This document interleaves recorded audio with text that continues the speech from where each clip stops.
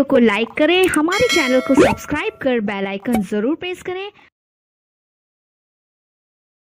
Hello everyone, welcome you to Way2M classes. The target OST ପାଇଁ class ଚାଲୁଅଛି। ଆଜି ହେଉଛି କ୍ଲାସ୍ 29 ଫୁଲ୍ କନସେପ୍ଟ କଭର କରାଯାଉଛି। ଆପଣଙ୍କର ଆଜିକାର କଣ୍ଟେଣ୍ଟ ହେଉଛି ଏଜୁକେଶନାଲ ମ୍ୟାନେଜମେଣ୍ଟ, ତାର importance, type of educational management ବଗେରା ଆମେ ଆଜି ଡିସ୍କସ୍ କରିବା। ଯଦି ଆପଣ ଚ୍ୟାନେଲକୁ ପ୍ରଥମ ଥର ଭିଜିଟ୍ କରୁଛନ୍ତି, ସବସ୍କ୍ରାଇବ କରିନେବେ ଆଉ ବେଲ୍ ଆଇକନକୁ ପ୍ରେସ୍ କରିଦେବେ। ଯେତେବେଳେ କୌଣସି ନୂଆ ଭିଡ଼ିଓ ଅପଲୋଡ ହେଉଛି ଆପଣ ସର୍ବପ୍ରଥମେ ନୋଟିଫିକେସନ ମାଧ୍ୟମରେ ପାଇପାରିବେ। ତ ଆସନ୍ତୁ ଜାଣିବା, କନସେପ୍ଟ କ୍ଲିୟର କରିବା, ଏଜୁକେଶନାଲ ମ୍ୟାନେଜମେଣ୍ଟ କାହାକୁ କୁହାଯାଉଛି। The educational management refers to the administrative of the education system in which a group combine of human and material resources to supervise plan, strategies and implementation of structure to execute an educational system. ତାମାନେ ଆମେ educational management ଆମେ କାହା କହୁଛନ୍ତି? ଗୋଟେ କୌଣସି school ହଉ college ହଉ ତାର ଆଡମିନିଷ୍ଟ୍ରେଟିଭ ଆଉ ଏଜୁକେଶନ ସିଷ୍ଟମକୁ ବୁଝଉଛି, ଯେଉଁଠି ଗୋଟେ ଗ୍ରୁପ କମ୍ବାଇନଲି ଭାବରେ କାମ କରିଥାଏ, ଯୋଉଠି ହ୍ୟୁମାନ ରିସୋର୍ସେସ୍ ବି ଥାଏ ଆଉ ମେଟେରିଆଲ ରିସୋର୍ସେସ୍ ଥାଏ। ଯେମିତିକି ଟିଚର ଥାନ୍ତି ଆଉ ମେଟେରିଆଲ ମାନେ ଆପଣଙ୍କ ଡେସ୍କ, ବେଞ୍ଚ, ବୁକ୍ସ, ଆପଣଙ୍କର ଯେକୌଣସି ସ୍କୁଲରେ ବା କଲେଜରେ ଯୋଉ ଆପଣଙ୍କ ଆଡମିନିଷ୍ଟ୍ରେଟିଭ ଡିପାର୍ଟମେଣ୍ଟ ଯାହା ବି କମ୍ପ୍ୟୁଟର ବି ହଉ, ସେ ମେଟେରିଆଲ ରିସୋର୍ସେସ୍ ଯାଉଛି ଟୁ ସୁପରଭାଇଜ ପ୍ଲାନ୍। କଣ ପାଇଁ ନା ପ୍ଲାନକୁ ସୁପରଭାଇଜ କରିବା ପାଇଁ, strategies ବନେଇବା ପାଇଁ, implement the structure to execute the educational system। ତ ଏଜୁକେଶନ ସିଷ୍ଟମକୁ ଷ୍ଟ୍ରକ୍ଚର କରିବା ପାଇଁ ଆଉ ଆଗକୁ ବଢିବା ପାଇଁ ଆମେ ଏଜୁକେଶନାଲି ମ୍ୟାନେଜ କରିଥାନ୍ତି। ତ ଏଜୁକେଶନାଲ ମ୍ୟାନେଜମେଣ୍ଟ ମାନେ ବୁଝଉଛି it is administrative and educational work. ତ ତାର ଇମ୍ପୋର୍ଟାନ୍ସ ବିଷୟରେ ଆମେ ଜାଣିବା, କଣ ତାର ଇମ୍ପୋର୍ଟାନ୍ସ ରହୁଛି। ପ୍ରଥମତଃ ହଉଛି ଟୁ ଡେଭଲପ ଦ ମ୍ୟାନେଜମେଣ୍ଟ ସ୍କିଲ୍। ତାମାନେ ଆମକୁ ଏଜୁକେଶନ ସିଷ୍ଟମରେ କିପରି ଭଲ ଭାବରେ ମ୍ୟାନେଜ କରିବାର ଅଛି, ସେ ସ୍କିଲକୁ ଆମେ ଜାଣିବା, ଯାହାଦ୍ୱାରା ଆମେ ଏଜୁକେଶନାଲ ମ୍ୟାନେଜମେଣ୍ଟ ଭଲ ଭାବରେ ହେଇପାରିବ। ତାପରେ ଆମେ ଜାଣିଛନ୍ତି ଡିଫାଇନ୍ ଦ ପ୍ରପର ଏଜୁକେଶନାଲ ପ୍ରୋସେସ। ତ ପ୍ରପର ଏଜୁକେଶନାଲ ପ୍ରୋସେସକୁ ଆମେ ଡିଫାଇନ୍ କରିପାରିବା, ଯାହାଦ୍ୱାରା ମ୍ୟାନେଜମେଣ୍ଟ ଲେଭେଲଟା ବହୁତ ବେଟର ରହିବ। ତାପରେ ହଉଛି କଣ ନା ଆମେ study of the educational planning at the macro level. ଆମେ ବ୍ୟାପକ ସ୍ତରରେ ଆମେ ଏଜୁକେଶନାଲ ପ୍ଲାନିଂକୁ ଆମେ ଆଗକୁ ପହଞ୍ଚେଇ ପାରିବା। ଏଟାକୁ ଗୋଟେ ଇମ୍ପୋର୍ଟାନ୍ସ। ସେଥିପାଇଁ ଆମେ କଣ କରୁଛନ୍ତି ନା ଏଜୁକେଶନ ବା ଏଜୁକେଶନାଲ ମ୍ୟାନେଜମେଣ୍ଟ କରୁଛନ୍ତି। ତାପରେ ଆସିଲା କଣ ଇନଷ୍ଟ୍ରକ୍ସନାଲ ପ୍ଲାନିଂ ଆଣ୍ଡ ଏଜୁକେଶନାଲ ଆଡମିନିଷ୍ଟ୍ରେଟିଭ।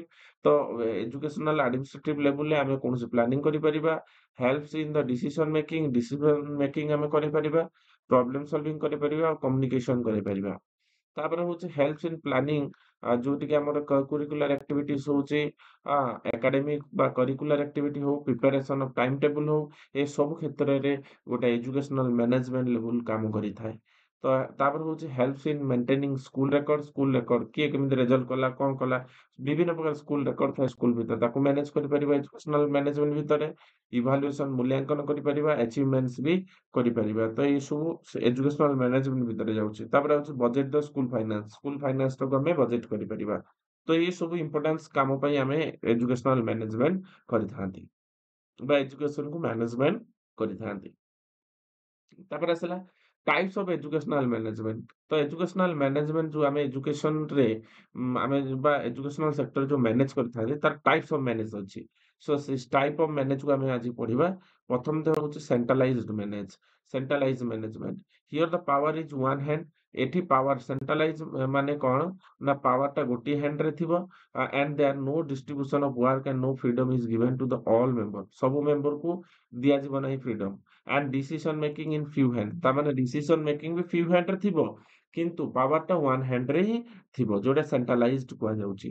ହେଲା, ତାମାନେ ଆମେ ବୁଝୁଛନ୍ତି ଏଠି ପାୱାରଟା ଗୋଟିଏ ହାତରେ ଥିବ ଆଉ କାହାକୁ ବା ଡିଷ୍ଟ୍ରିବ୍ୟୁସନ କରାହେଇନଥିବ ପାୱାରଟା। ଆଉ ଡିସିସନ ମେକିଂ କରିବା ପାଇଁ ଫ୍ୟୁ ହ୍ୟାଣ୍ଡରେ ବା ଫ୍ୟୁ ପର୍ସନ ପାଖରେ ରାଇଟ୍ସ ଥିବ। ଏଟାକୁ ଆମେ କଣ କଣ କହୁଛନ୍ତି, ସେଣ୍ଟ୍ରାଲାଇଜ ମ୍ୟାନେଜମେଣ୍ଟ କହୁଛନ୍ତି। ଏମିତି ବି ମ୍ୟାନେଜ କରିପାରିବା ସ୍କୁଲ ଭିତରେ ଆମର ଆଡମିନିଷ୍ଟ୍ରେଟିଭ ୱାର୍କ ହଉ। ତାପରେ ହେଲା ଡିସେଣ୍ଟ୍ରାଲାଇଜଡ କଣ, here the power is distributed among all the members involve in the process of educational management.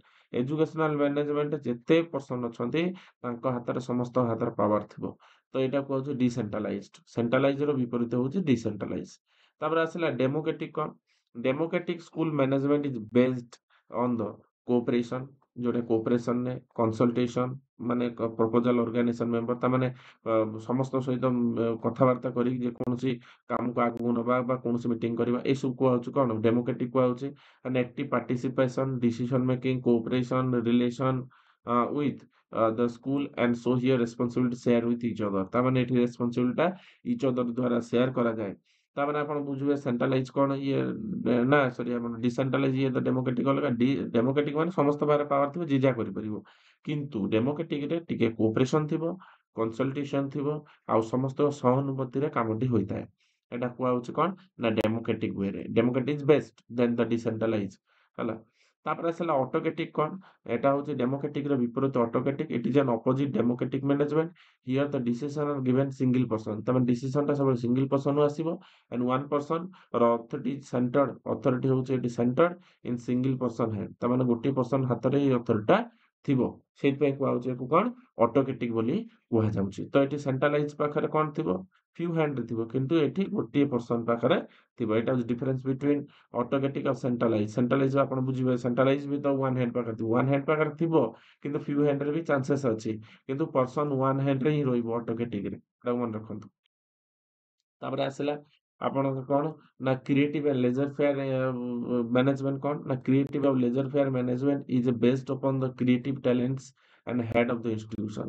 ତାପରେ ଇନଷ୍ଟିଟ୍ୟୁସନ ହେଡ୍ ପାଖରେ ଯୋଉ ଟ୍ୟାଲେଣ୍ଟ ୱାର୍କ ଅଛି ସେଟାକୁ ଲଗେଇକି ସେ ଯେତେବେଳେ କୌଣସି ମ୍ୟାନେଜ କରେ ସେଟାକୁ ହଉଛି creative and laissez faire management କୁହାଯାଏ। Laissez faire management type of educational manage which believes in giving the freedom to all the members without any hesitation. ତାମାନେ ୱିଦାଉଟ୍ ଏନି ହେଜିଟେସନରେ ଯେତେବେଳେ ହଁ ସବୁ ମେମ୍ବରକୁ ଫ୍ରିଡମ ମିଳିଯାଉଛି ଆଉ ତାମାନେ ମେମ୍ବର ପାଖରେ କ୍ୟାପାବିଲିଟି ଅଛି ସେଥିପାଇଁ ଫ୍ରିଡମ ମିଳିଯାଉଛି ୱିଦାଉଟ୍ ହେଜିଟେସନରେ। ଏଇ କାମଟା ସେ କରିପାରିବ କି ନାହିଁ, ଏଇ କାମଟା ଇଏ କରିପାରିବ କି ନାହିଁ। ଗୋଟେ ପିସିଏମ୍ ଟିଚରକୁ ପିସିଏମ୍ ବା ଗୋଟେ ସାଇନ୍ସ ଟିଚରକୁ ସାଇନ୍ସ ପଢେଇବା ପାଇଁ ଦିଆଯିବ। ସେ ସାଇନ୍ସ ତ ଆରାମସେ ପଢିବ ୱିଦାଉଟ୍ ହେଜିଟେସନରେ ତାକୁ ଦିଆଯିବ ପଢେଇବା ପାଇଁ। ତାମାନେ ଏଇଟା କୁହାଯାଉଛି କ୍ରିଏଟିଭ ବା ଲେଜସ୍ଫିୟର ଆପଣଙ୍କର ହଉଛି ମ୍ୟାନେଜମେଣ୍ଟ। ତାପରେ ଆସିଲା କମାଣ୍ଡ ଆଣ୍ଡ କଣ୍ଟ୍ରୋଲ ମ୍ୟାନେଜମେଣ୍ଟ କଣ? In this management, command and control refers to the more generally maintains the authority of the distributed and decision making like NCC and NSS। ତାମାନେ ଏଠି ଧର ହେଡମାଷ୍ଟର ଯାହା କହିଦେବେ ସବୁ ଅଥରିଟି ଏଠି କମାଣ୍ଡ କଣ୍ଟ୍ରୋଲରେ ଚାଲିବ। Headmaster କହିଦେଲେ ଏଟାକୁ ମାନିବାକୁ ପଡିବ ମାନେ ଏଟା କରିବାକୁ ପଡିବ। ଡିସିସନ ମେକିଂ ପ୍ରୋସେସ ଯେମିତି ଆପଣ ଏନସିସି ନେଲାବେଳେ ଏନଏସଏସ୍ ନେଲାବେଳେ ଯେପରିକି ଆପଣଙ୍କ କମାଣ୍ଡଟାକୁ ମାନିବାକୁ ପଡିବ। ଆପଣ ଯାହା କମାଣ୍ଡ ଦେଲେ ଆପଣ ସିନିୟର ତାକୁ ମାନିବାକୁ ପଡିବ।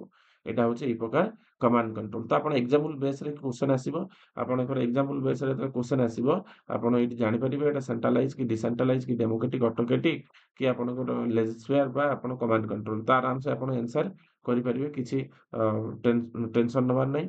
ଆପଣ ଆରାମସେ କନସେପ୍ଟଟାକୁ ବୁଝନ୍ତୁ ଆରାମସେ ଆନ୍ସର କରିପାରିବେ। ତ ଆଜି ପାଇଁ ଏତିକି ଧନ୍ୟବାଦ ସମସ୍ତଙ୍କୁ।